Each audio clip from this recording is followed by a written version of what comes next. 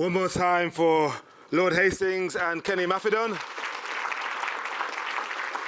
Or as I shall call them henceforth, the Lord and the Roadman. I love it, I love it. Roadmen have values too. I'm going to use that quote on air someday. And just in case his lordship has forgotten, in his rush to glorify television, in the beginning was the Word. The Word came before the pictures. There's you there. Before it was made flesh and dwelt amongst us, but you know your Bible. Anyway, seeing as people are talking about God here today, God is present today, I can feel it. Okay, and if you have any questions for Lord Hastings, you'll be able to ask them during our first panel discussion in about half an hour. But let's continue to set the scene for today with some more hard data, some data. Our next speaker is an academic. We've got quite a few today. Les Henry, good to see you here. Good to see Les Henry here. Is an academic, an entrepreneur, and founder of the UK Black Business Entrepreneurs Conference. He's been helping businesses deliver profitable growth for over 20 years. He's a thought leader in areas like CSR, diversity, equity and inclusion, and business development. He is the CEO of Aspire Consultancy, the founder of Carlton Brown, the self-styled, finest contemporary, I say self-styled, food brand of Jamaica. Your Carlton Brown products should be in your goodie bags. And published his seminal Black Entrepreneur Report 2021. Before we meet him in the flesh, some of you met him already, let's see some of his highlights. I mean, for the last sort of, I suppose, 30 years, I suppose, I've always had an interest in performance and why certain people perform better than others. And what does it take to actually optimize and be the best you can possibly be? Because the moment you start to get into that section, that area of your mind that optimizes what you want to do and how you want to deliver, that's the game changer, as you would call it. That makes the difference between what you thought you were capable of doing to what you can actually start to deliver.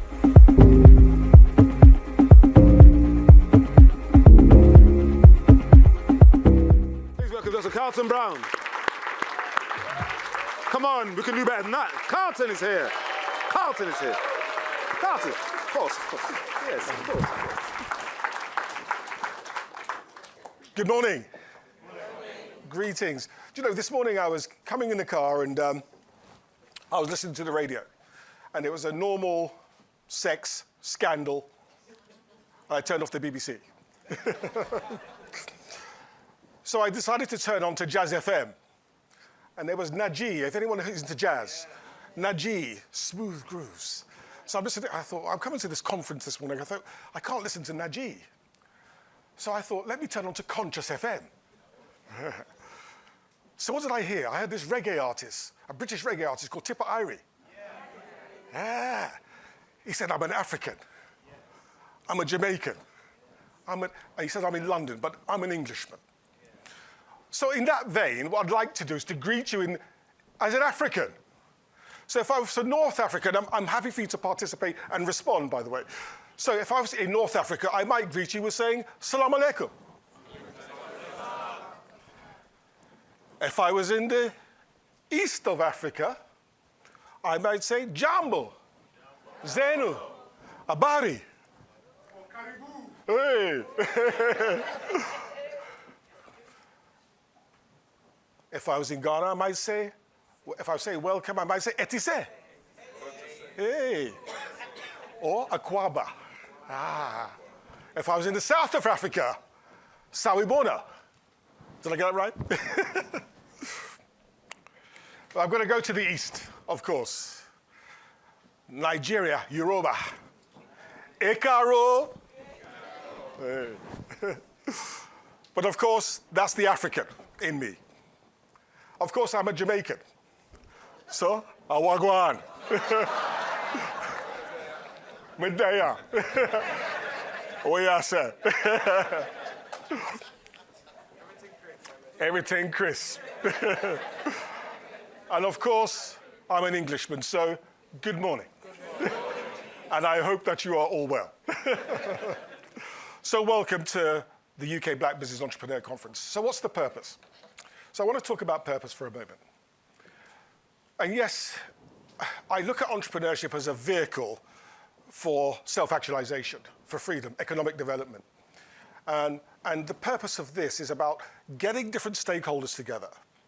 Those stakeholders can be from the private, public, third sector. Getting suppliers together in one space to have really meaningful conversations, to move the agenda forward, because quite often we don't tell our own stories. And this is about telling our own stories and our own narrative, but it's also important to underpin it with data. So it's not just my sentiment, it's about understanding. So in 2017, I wrote a report about corporate social responsibility and diversity and inclusion within the supply chain. What's really going on? Do we really get access to real opportunities? But it was very homogenized, so it looked at ethnic minority businesses as a general concept. But in 2021, I wrote a report called the Black Entrepreneur Report, specifically looking through the lens of a black entrepreneur. And what challenges were they encountering? What challenges were we encountering? So, looked at the report, and I wanted to push the agenda. So, with people like Nick Howe from NatWest, who we had a discussion in 2021, 2022, about the report. And Nick said, look, I'd like to push this agenda. Let's have a conference that actually can take it from not just a conceptualization of a report, can we actually make it some form of reality? And actually start to push the agenda and engage different stakeholders. But since last year, what's happened? This is what Westminster Council has said. And I had several meetings, I've done some work with Westminster since then. They said, we intend to take forward the increased spending and support of target organizations, small local missions, led and diverse enterprise, including those from the Black Entrepreneur Report. They are now doing things since last year that are slightly different to what they were doing previously as a consequence of that report. So black entrepreneurs and diversity entrepreneurs will get more access and more opportunities than they did previously as a consequence.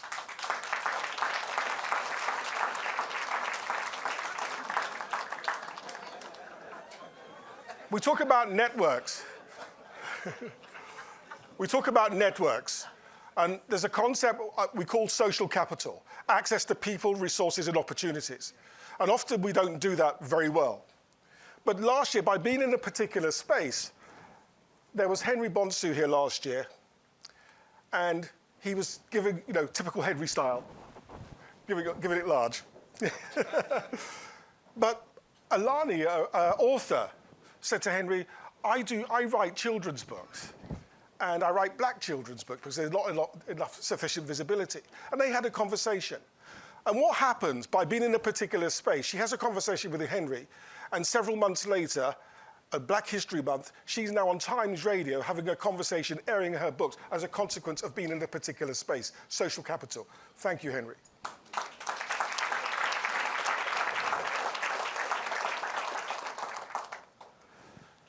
CBRE are here today, and they were here last year. And I put up some figures specifically, because if you don't know who CBRE is, they're probably one of the largest property asset companies on the planet. But the interesting thing is, they want to spend $3 billion with diversity businesses. And that's why we want them here, because we want them to spend their money. We want you to have access to that opportunity. But what did they say? And Gemma's here today, and she said, the Black Entrepreneurs Report gives us a really powerful and stark insight into the challenges and inequalities still faced by black-owned businesses within the UK. So that's pushing the agenda forward, and that's what it's about, raising the spectrum of what we're trying to do and what we're trying to achieve. But we need to engage and collaborate and find partners. Last year, Wilfred the Black Farmer was here. But through a conversation, he had a conversation with a chocolate company. And they're still having conversations, called Fire Mountain, because they were in the same space. So being in this space, there's an opportunity for you to network and to collaborate. So don't think it's just about listening to speakers, it's actually about what you're networking and building that social capital. Southwark Council said something similar.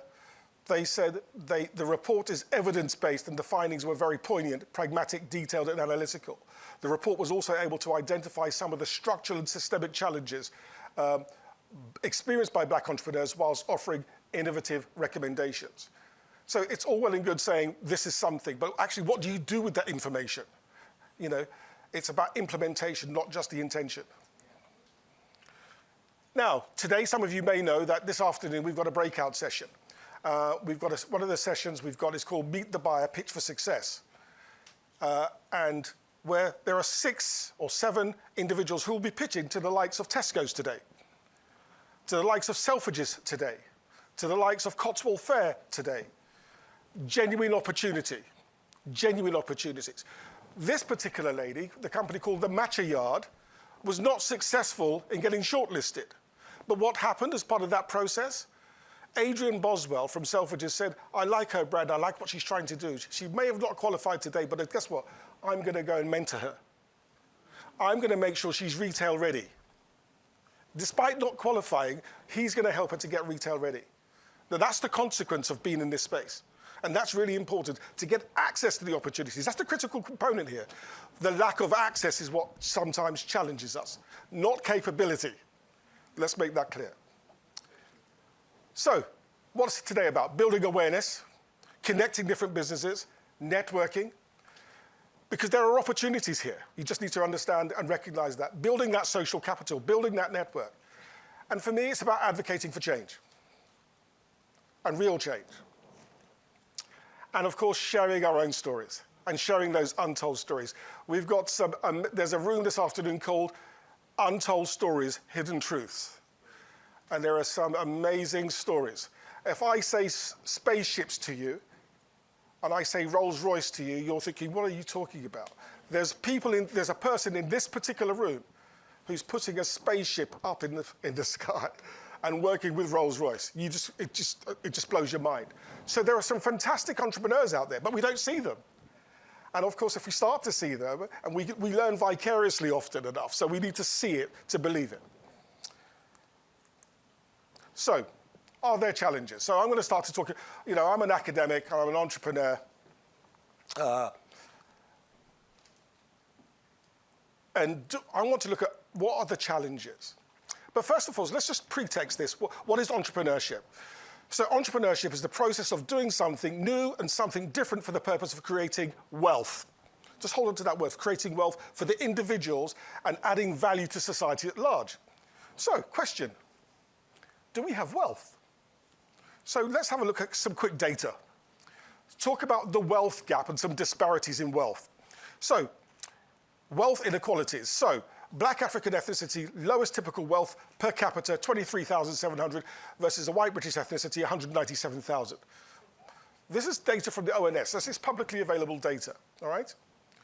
In terms of poverty, it is likely that 53% of black children live in poverty, double the rate of poverty for any white individual within the UK.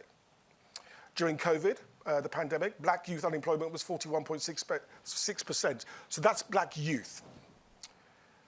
We talk about unemployment in general terms. We look at black unemployment at 11% versus Indian unemployment at 5% versus white unemployment at 4%. And then we talk about salaries. The same rings true.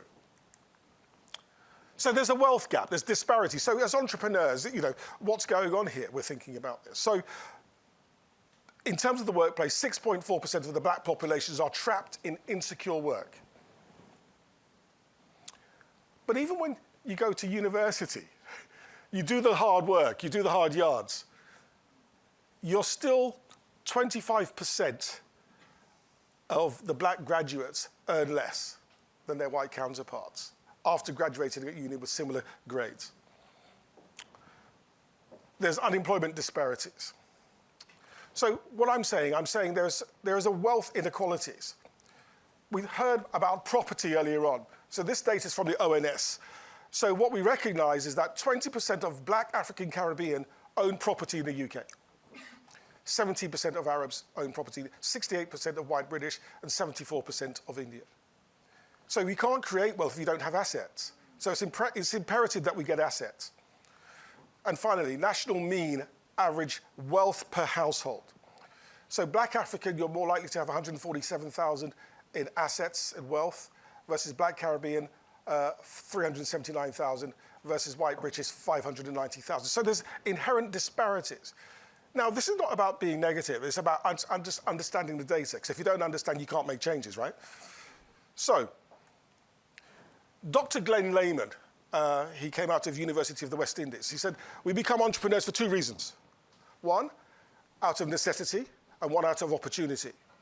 But I contend that it's because of necessity, because of this inequality, this structural and systemic challenges that we experience, that we have this wealth gap. So therefore, it's necessary for us to bridge that gap by entrepreneurship. Does that make sense? So let me give you the state of the nation very quickly. But the key thing, I love this quote by Edward Deming, and if you know Edward Deming, he talks about, he's the founder of kind of total quality management. But he says, without data, you're just a person with an opinion. So data underpins the narrative. So it's not just my sentiments here, it's about what is actually the reality. So 68.2 million people live in the UK, but in terms of entrepreneur and businesses, the vast majority of the businesses are small in the UK. You know, and in truth, we look at 74% of businesses don't employ anyone. 5.47 million between 0 and 49 employees. So in total, you know, small micro businesses represent 99% of the population.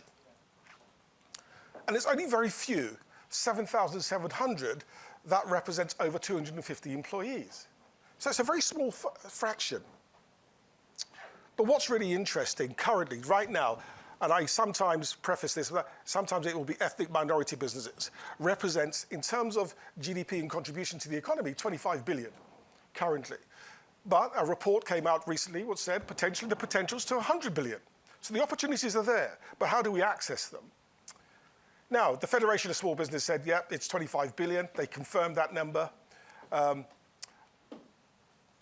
Black and Asian minority ethnic groups account for more than 300 billion in purchasing power.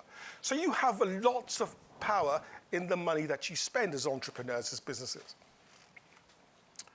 But equally so, you have 4.5 billion in disposable income. So what do you do with your purchasing power? We know today that consumers are more discerning. So why should I go to a shop who doesn't recognize me? Why should I buy or do business with someone? So, but there's a 4.45 billion, there's a lot of money, and people will sit up and take notice. We always follow the money.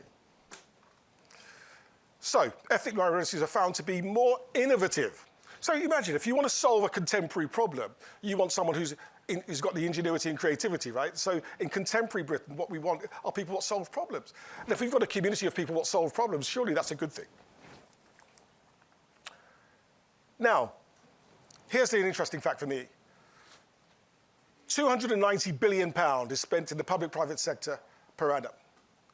Now, black and ethnic minority businesses represent 7% of the population in terms of business entrepreneurs. But yet still, less than 1%, 0.1% is spent with ethnic minority businesses. Now, that disparity is shocking. But the question is, it's shocking, but what can we do about it? It's about engaging, it's about getting access to those real opportunities. Now, there was a study done by MSD UK. MSD UK are the largest minority supplier diversity organisation in the UK, probably in Europe.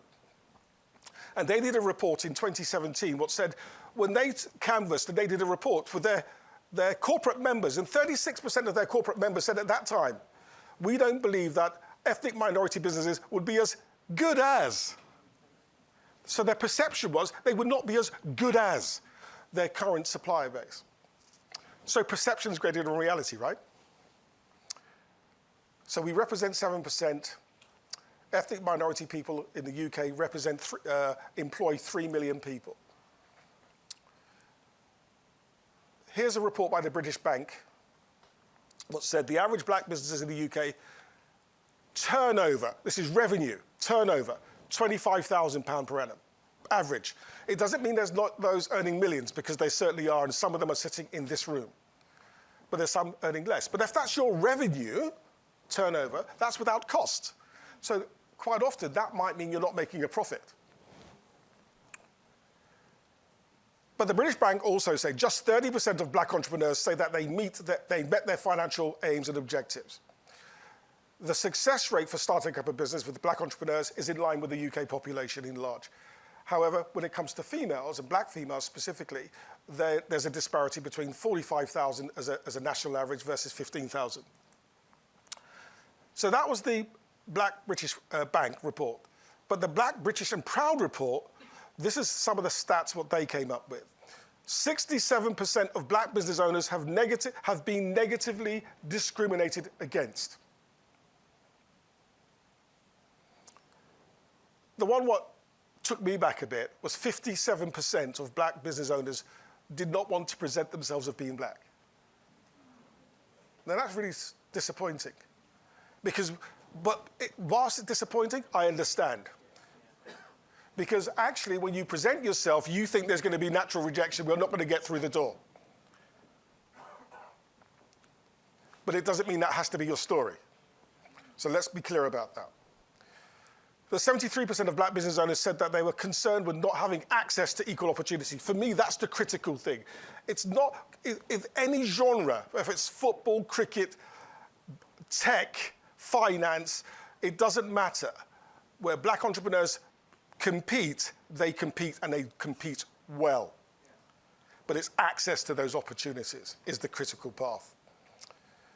And finally, they said only 40% of black business owners trust banks to have their best interests.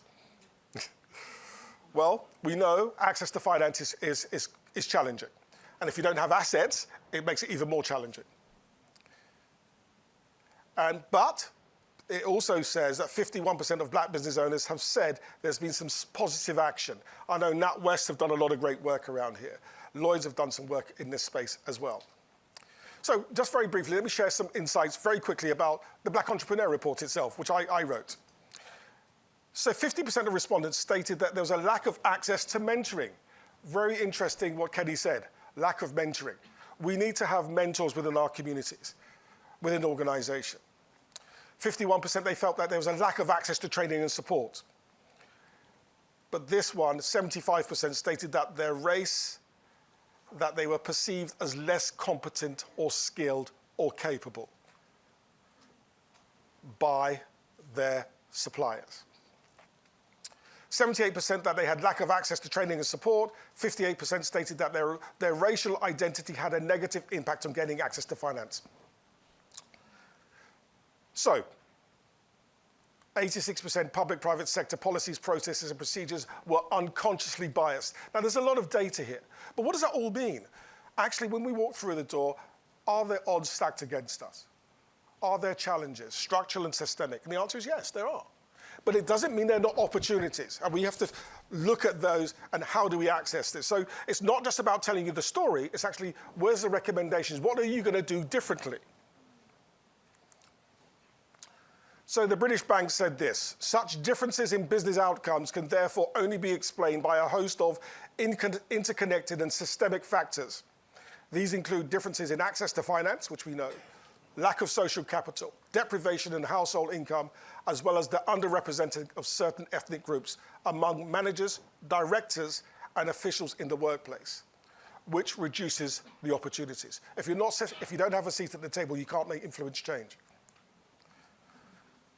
290 billion. 7% of ethnic minorities make up the British population, but less than 0.1% of the spend.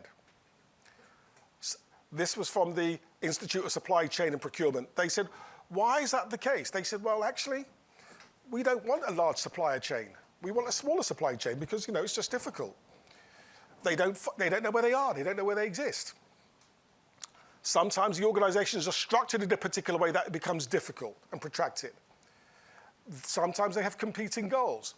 Now, when I speak to buyers sometimes, the first thing they say, well, are you scalable? What's the margins? Can you deliver? What's the commercials?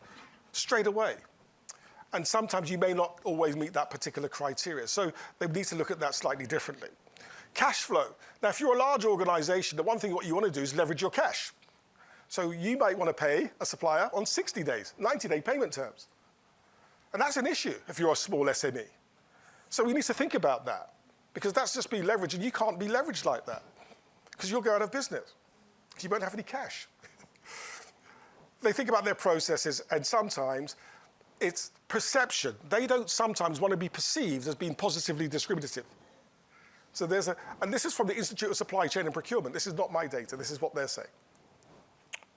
So I've described this in my report as the race paradox. I think organizations have a paradox of what's going on in their organization. And what's the paradox? So here's my definition of the race paradox. So the paradox, the race paradox within organizations is as such. It's the unconscious illusion of inclusion that conveys the appearance of racial cohesion and an equitable coexistence. The race paradox is a set of complex, interconnected constructs that gives an organization a cosmetic facade. This perception is often quite unsubstantiated. However, the narrative continues to perpetuate it, and underpinned by gestures. So what am I saying here? Organizations will have corporate social responsibility training, they'll have diversity training, they'll have lots of policies, Equality Act, and everything else. So those things are present. But there's still a disconnect between what they say they want to do, hence the paradox, versus their outcomes and their reality. And I've said there's often an irreconcilable contradiction between the values an organization purports to embody and its reality. So here we go. Here's the paradox. This is what it looks like. There are some organizations that walk the walk. They're doing what they say they're going to do, right? They're engaging. They've got the policies and procedures, and they're generally having meaningful discussions. There's those I call the cultural laggards. They're just languishing. Forgive the vernacular. Them left a man in and they'll come back. In other words,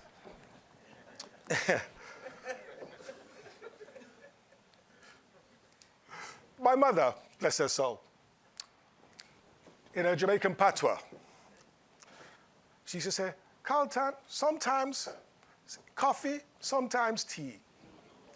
But she also used to say this, what a good morning, nah, a good evening. And I used to say, Mum, what do you mean by that? Well, if it's not good in the morning, why are they going to change? In the evening. That's how it is. And I used to challenge that narrative. Mum, no, what do you mean, like, good morning, a good evening? But what I'm saying here, there are some cult organizations which I describe as cultural laggards. They languish behind, they come kicking and screaming into the 21st century when pushed, but they don't willingly want to embrace change, which they should do. So I call these the cultural laggards. There are organizations which I call beacons of change, and I see people like NatWest as beacons of change. I see people like Tesco's who are beacons of change. I see Ernst & Young as beacons of change.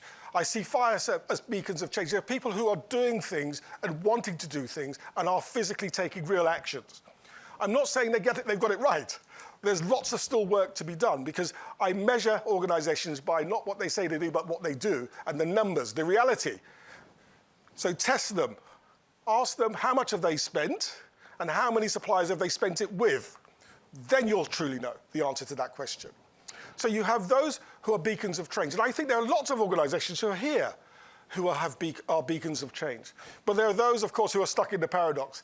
Great on talk, little on walk. That's the challenge. And we have to transition that. And that's why the purpose of these sort of conferences are the purpose. So we want to change them. We want to transition them through that process of that pre-state of consciousness, the cultural laggard, and we want to get them through to the conscious cemented state. So I make 21 recommendations. I'm not going to go through the 21 recommendations. You can get a copy of the report. There's a QR code in the conference brochure. But Thomas Fuller said this, all things are difficult before they become easy. So if you want to change, it's going to cause some pain at some point. So here are the 21 recommendations. We're not going to go through that, but I want to take you through some of them, some bullet points. I'm not taking you through the 21 because that's a lot of time. So one of the things we can look at is about the supply chain itself, right? Sometimes if you want to qualify for an opportunity, you have to fill out a lot of paperwork. And they'll look at you thinking, well, you don't even qualify. Well, you haven't got 5 million insurance. You've only been trading 2 years. You're not good enough. You could have just left corporate life last week and had 20 years track record, but you still won't qualify. So I talk about how do you deconstruct your supply chain in a slightly nuanced way that can accommodate, not for the sake of accommodation, but actually there are some good businesses out there in real terms. So think about how can you deconstruct your supply chain. Secondly, one of the things that the Institute of Procurement and Supply Chain said, actually, we don't know where they are. Here they are. There's lots of them. And for those organizations who are in that list here in this room, The other thing you need to do is to be connected. Because if you have a collective responsibility here, you're significantly more powerful than you are as individuals. So just think about that. But those organizations exist.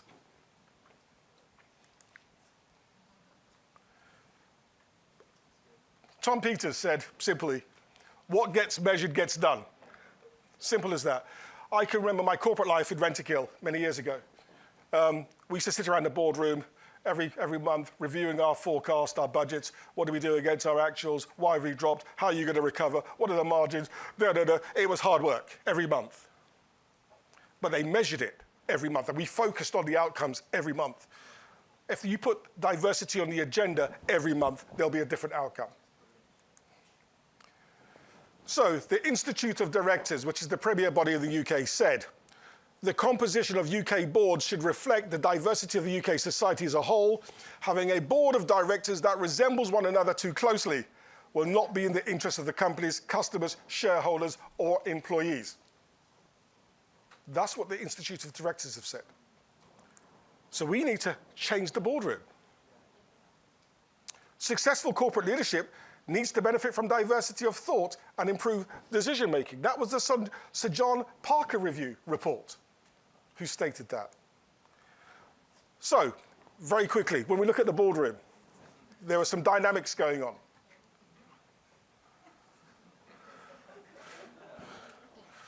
Mr. Horn effect. Now, those who know me well know that I support the greatest football team on the planet, which is Arsenal. Let's not have any haters. But on a Saturday afternoon, I hate my brother-in-law. He supports West Ham. My two sons support Man United. I hate them too. And my other brother-in-law supports Spurs. Well, so, look at his last season. Anyway, that aside. But what happens when you have a different dynamic sitting around the table? You have different things going on, psychologically going on in that particular room. And I talk about these constructs. So Mr. Horn effect is when you hold a negative predisposition or belief or mindset that affects your judgment. Now, you have a Mr. Clan. Now, what's a clan? A clan is like a family. And when you're part of a family, you want to do what your family does, right? So that's the consequence of that. So you behave in accordance to the clan. So therefore, you won't step out of line. You'll do things in accordance to that.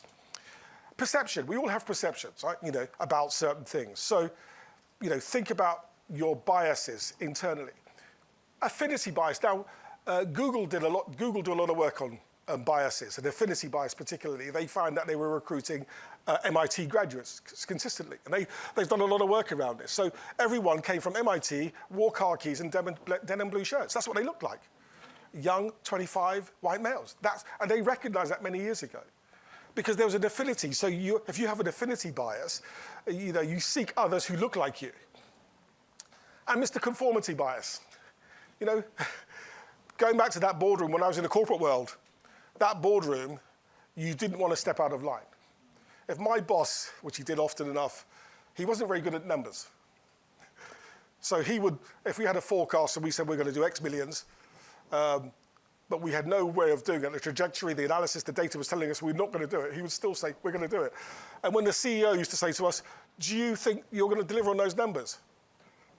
We look at our boss, yes. We had no belief in it. Why? Because we wanted to conform. We felt obligated to conform and toe the party line. It was difficult. And Ivan Janis in 1972-73 talked about group thinking, that we are conditioned. So if you think about this in a boardroom, all of this is taking place. So how difficult is it to change the decision-making within that construct? So board members need to reflect diversity as a society as a whole. Peter Drucker, if anyone's done management, culture eats strategy for breakfast, right? If you've got a culture that is indicative of something, a way of thinking and behaving and believing, it will take over your policies. So that's more important. So you need to be conscious of your culture. That takes leadership. So let me very quickly, before I close, just make a very quick case for why it's important to have diversity within the business. And we judge people to know what people really think, pay attention to what they really do rather than what they say. So here's the business case. because we're a business conference, right? Here's the business case. When you engage with diversity suppliers, black entrepreneurs, you support the local economy. You have a greater social impact. You develop your own brand reputation. It drives innovation and creativity. Actually, you generate a higher return on your profit, on your margins. And it's also aligning and congruency to your business strategy overall. Now, here it is. The research from the States indicates that companies which focus heavily on supplier diversity generate 133% greater return on their buying operations. That was the Hackett Group. Proximo estimates that for every $1 million spent on diverse suppliers, 10 jobs are created. McKinsey report in 2020 said, in 2019, the top 25% of companies outperformed those in the bottom 25% by 36% in profitability. Now, we understand profits, we understand numbers, right? So that's the business case. But also, Bain & Co. in 21 said that the top quartile of spending on diverse suppliers saved an additional 0.7% on procurement expenditure. So you'll save money. So you get an improved margin, improved profitability, and you're saving cash. Well, that makes, for me, commercial sense. And customers are more likely to purchase a product from service from a brand they perceive committed to diversity. That's your brand equity. Now, example, UPS spend $2.6 billion annually on contracts with 6,000 small suppliers. Everyone says it's difficult to do it. Well, it's not, because they're doing it. They're spending $2.6 billion on suppliers. And finally, before we go, the Hackett Group. 76% of all diverse suppliers meet supplier expectations. Meet supplier expectations, despite the MSD UK report, perception-wise, what they said many moons ago. Actually, today, this is what's happening. And equally important, 23% are exceeding expectations. So for those corporate, public, private sector organizations here today, there is an opportunity when you engage with ethnic minority business, when you engage with black entrepreneurs, you have got suppliers who genuinely care. They want to grow their businesses, but they just want access to the opportunity. That's it. They're not looking for a handout. They just want a hand up. But also, you create a social impact. I said at the beginning, at the moment, we contribute 25 billion as a diversity business to the UK economy. With the access to those real opportunities, there's 100 billion at stake. So my close is this. 1954. What was significant about 1954? There was a belief on the planet that man could not run the 4-minute mile. It was physically impossible, we were told. They consulted psychologists, doctors, surgeons. Until May 1954, Roger Bannister ran the 4-minute mile. Whilst that is significant globally, what was more significant, 2 weeks later, someone else broke the 4-minute mile. And after that, a month later, someone else broke the 4-minute mile. So why was that significant? What had changed? What had changed, it was belief that it was possible. That's all what changed. It was possible. And we often don't think that things are possible. But let me share this with you. These people here are making it possible. These are successful black entrepreneurs in the UK right now who are doing tremendous things, turning over tens of millions of pounds in their businesses. So, what's changed? If it's possible for them, is it possible for you? Yes. Absolutely. So, we live vicariously. So, I close on this. And it's probably one of my most famous quotes. And Teresa, thank you very much. It's your signature on your, on your email. Which is Madam C.J. Walker, who said, I had to make my own living and my own opportunity. But I made it. Don't sit down and wait for the opportunities to come. Get up and make them. Thank you very much.